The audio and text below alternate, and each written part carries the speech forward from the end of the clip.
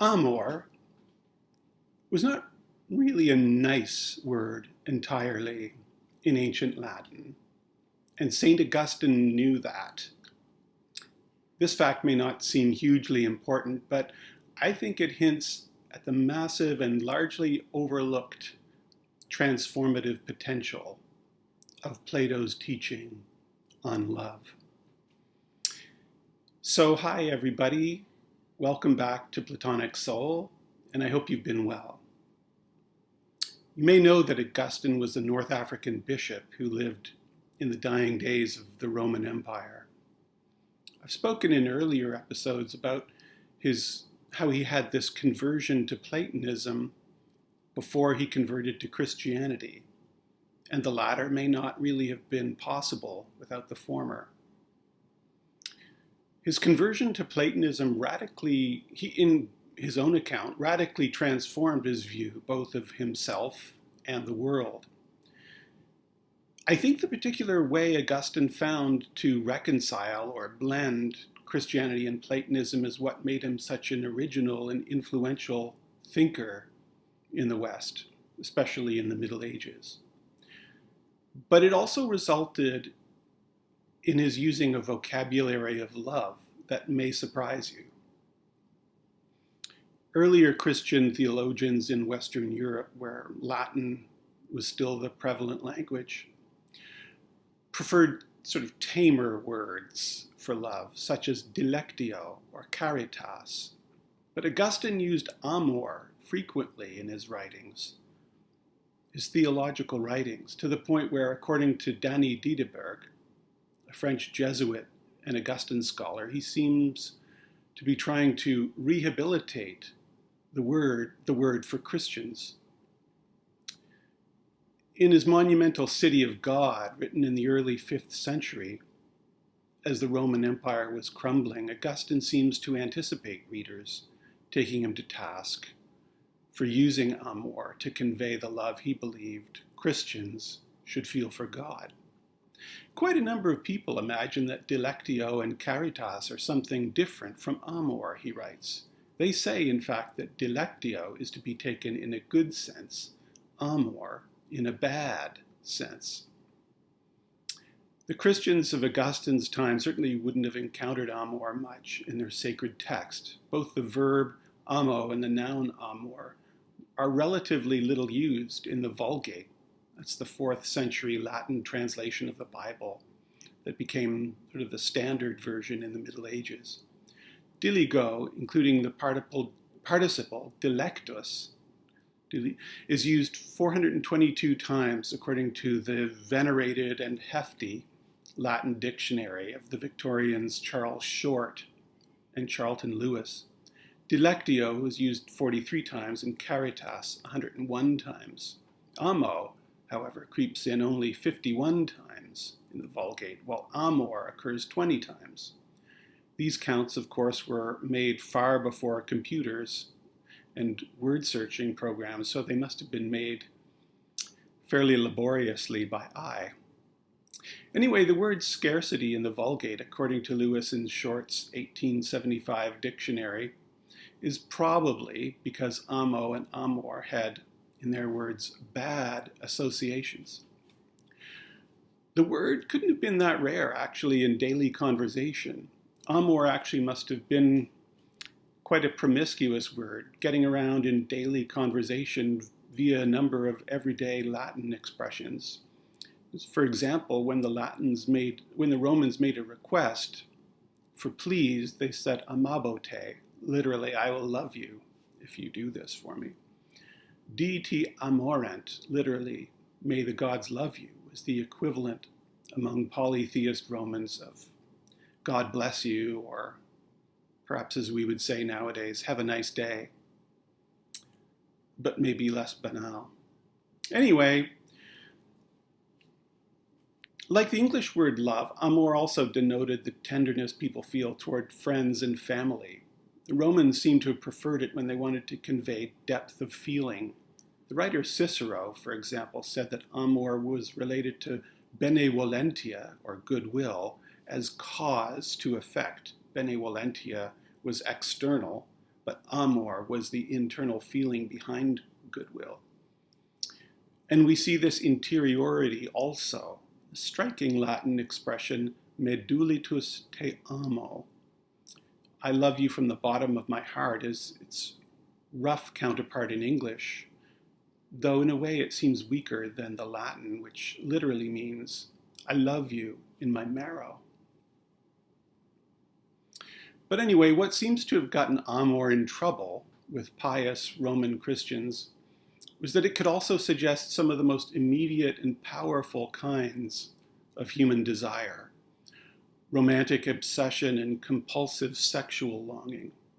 In the hands of Latin poets, amor is the equivalent of the Greek eros, which had the same sexual overtones it does for us today. The verb amo could mean simply to have sex with, for example, when the poet Tibullus, wistfully imagining the Edenic life lived by our remote ancestors before the dawn of civilization, writes, "Pacem semper amarant."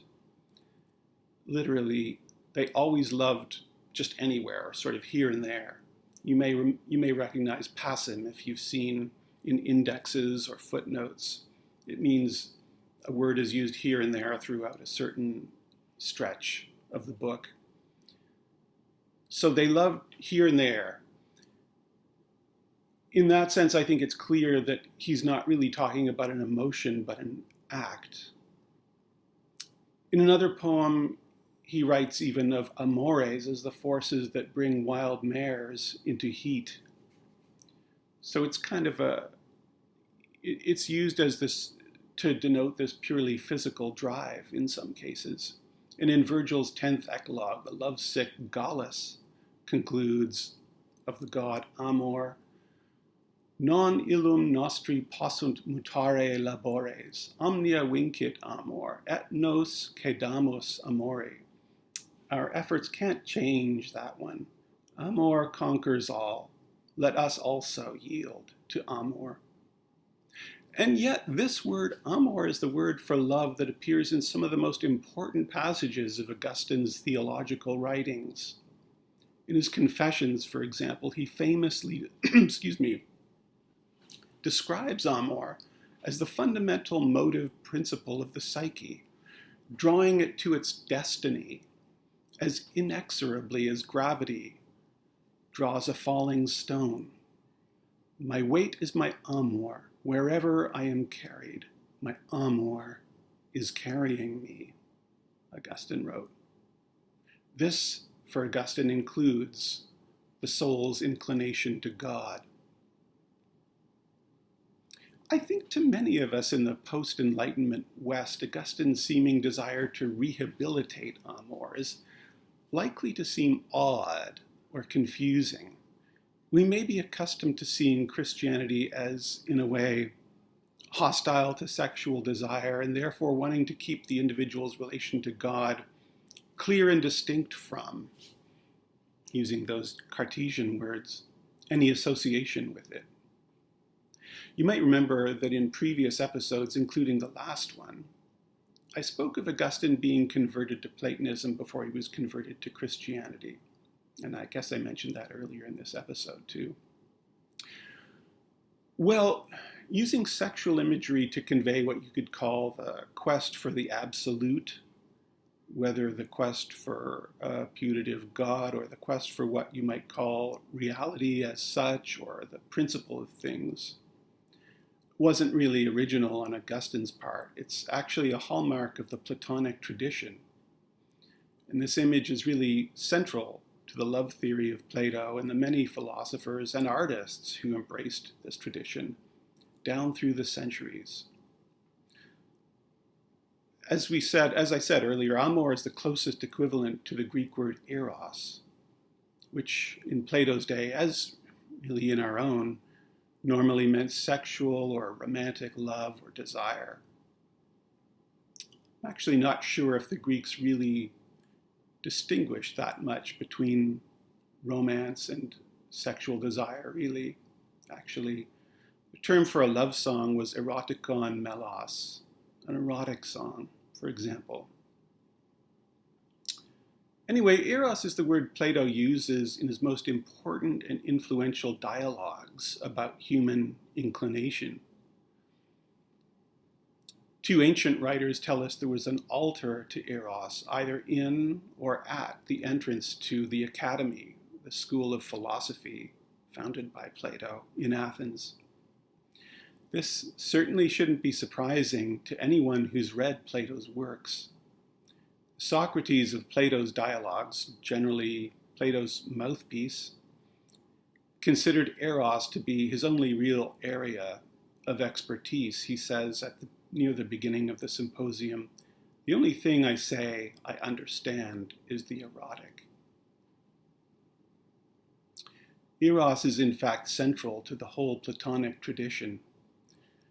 The use of sexual vocabulary in descriptions of existential truth-seeking is common in Plotinus and other Neoplatonic philosophers, medieval thinkers, especially the more mystical ones, in both the Western and Eastern Christian traditions and Islam, like the Sufis, for example, and in Renaissance Platonists such as Marsilio Ficino.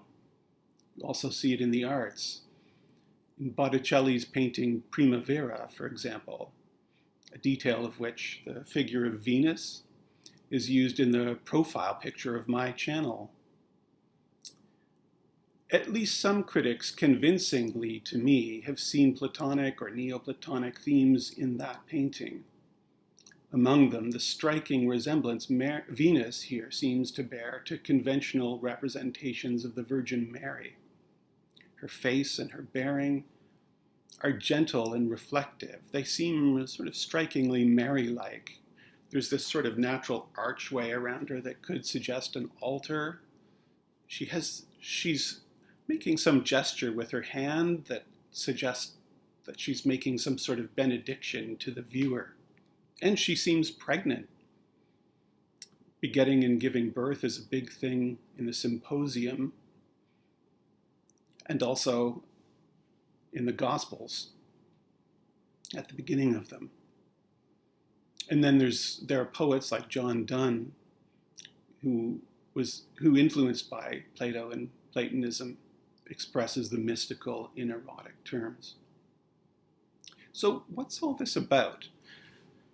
I think there's a clue here in some of the other vocabulary that finds its way into the tradition of Platonic love teaching.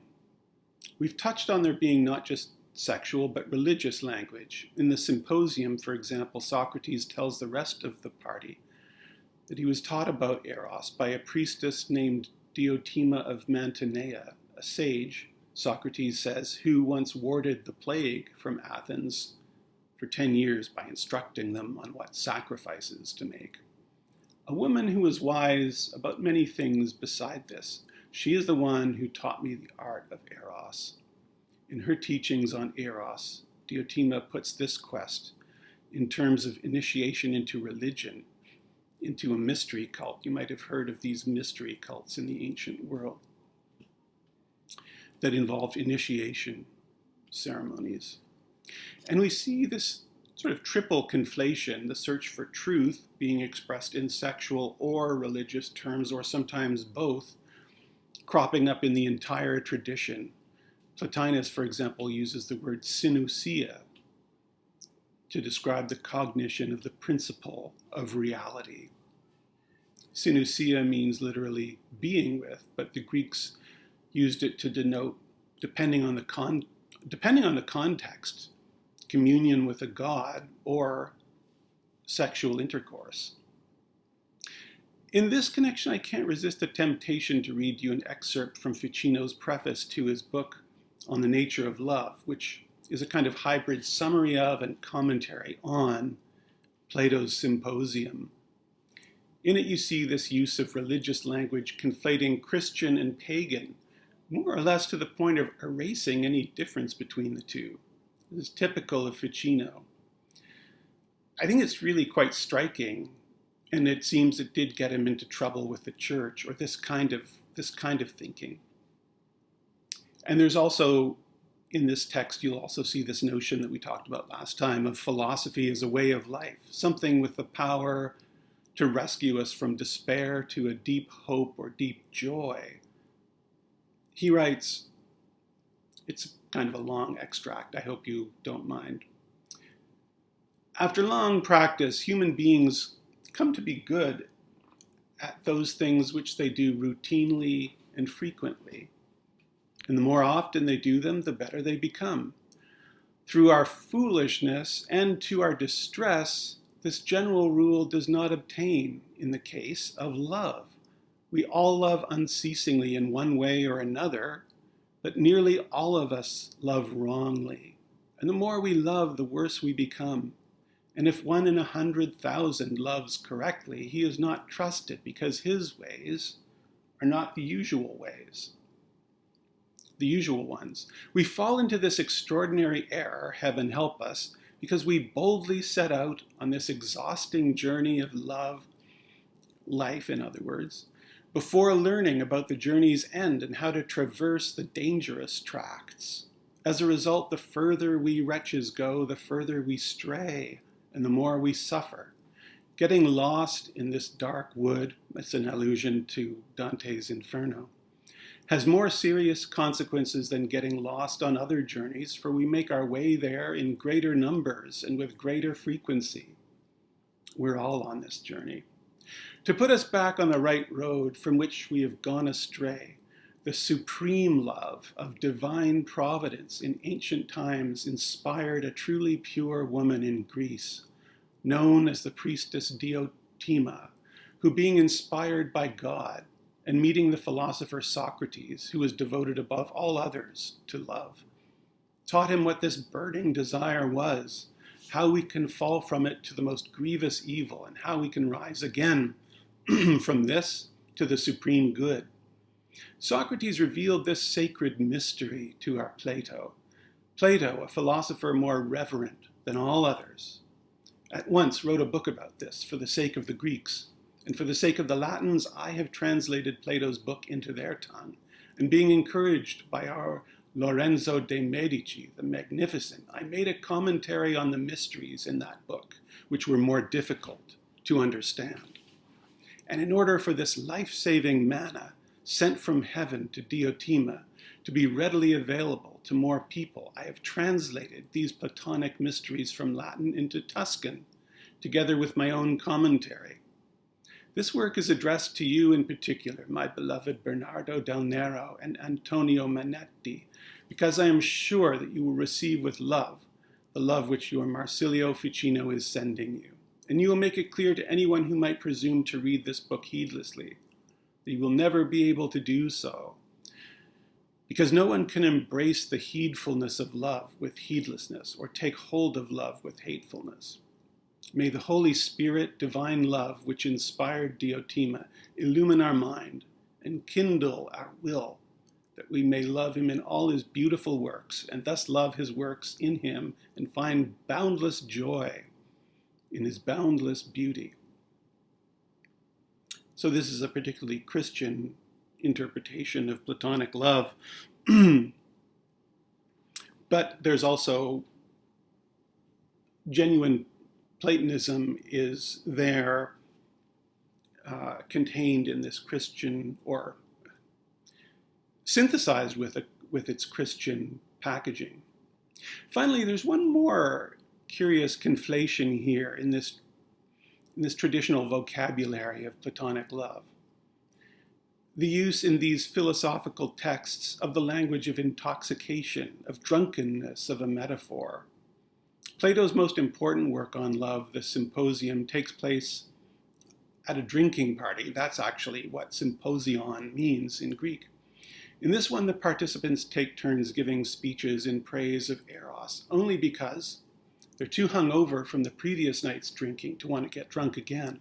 They vow to drink only in moderation this time, but by the end of the dialogue, this vow is broken. And at one point, one participant can't speak because he's hiccuping too much.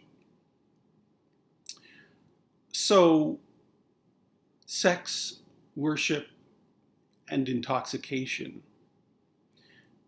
The use of this vocabulary is certainly not meant to suggest that Plato's teachings on love or anything else depend on religious faith or alcohol or sex in any way, as this teaching always proceeds through questioning, dialectic, trying to get at the root of people's fixed notions, the assumptions that ultimately underlie them, and examine whether they're justified or not. It's a rational process.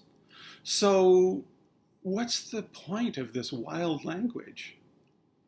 I think it's difficult for us to get to, as I sort of hinted or suggested before, in the age of Descartes and the other Enlightenment philosophers. You may remember from some of our earlier episodes that sex, worship, or mysticism and intoxication are some of the main ways that humans throughout history have striven for, and to some extent achieved, that sense of existential unity, because they seem to restore a kind of primal immediacy to our relation with the world, to our cognition.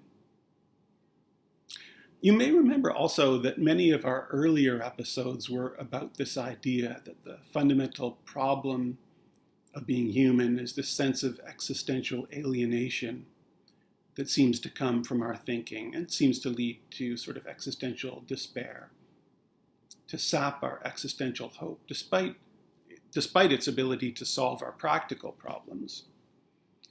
The conflation of all these things, I think, is intimately connected with what makes the idea of Platonic love so powerful, and what makes it speak so much to our time also. It's precisely because it's a way of seeing human desire that sounds impossible to us, because it reconciles what we now assume to be irreconcilable. The twin human inclinations to truth and immediacy or unity. Could the Platonic philosophers be meaning that our apparently warring yearnings for truth and unity, the apparent war between these two, is in some sense illusory?